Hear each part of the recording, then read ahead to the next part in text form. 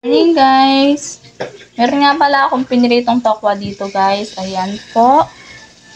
Hiniwa-hiwa ko na siya na ganyan guys. Tapos nakasalang ang aking baboy. Piniprito ko din guys.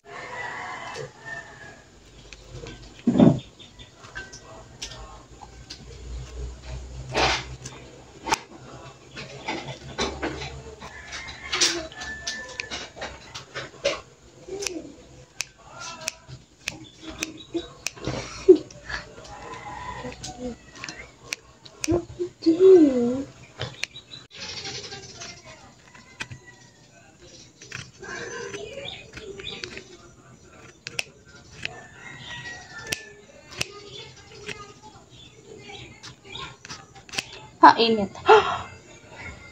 Ayan guys, nahiwa ko na po yung pinirito kong baboy, saka yung tokwa. Lagay na po natin ang sibuyas. Guys, mabilis ang luto po itong ginagawa ko kasi papaturo nga naman ang anak ko. Kasi guys, yung bunso ko nakalmot naman hindi ng pusa kasi naapakan niya yung pusa tapos nakalmot siya. Kaya tuturukan ko ulit guys. Yung bunso ko naman. Hindi pa natatapos turukan yung isa kong anak. Si Prince. Meron na naman tuturukan guys.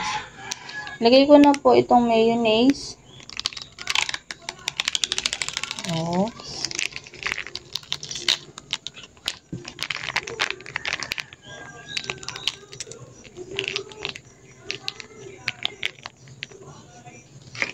Tapos, tong oyster.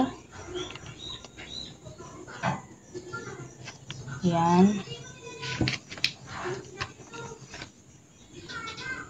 Haluin lang po natin.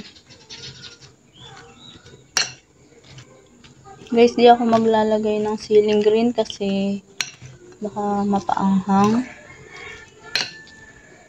Puro mga bata po ang kakain kasi guys.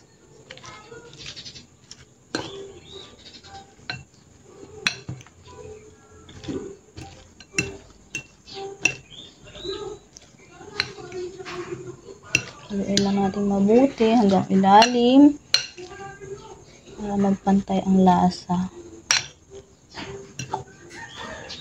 Yan. Okay na yan guys. Ayan guys. Ito na ang aking nilutong tokwat baboy. Simpleng ulam guys. Pero gustong gusto yan ng mga anak ko guys. Salamat sa inyong panonood. Natutulungan namin si Ting Ting guys. Ayan, kasi nakagat siya ng pusa.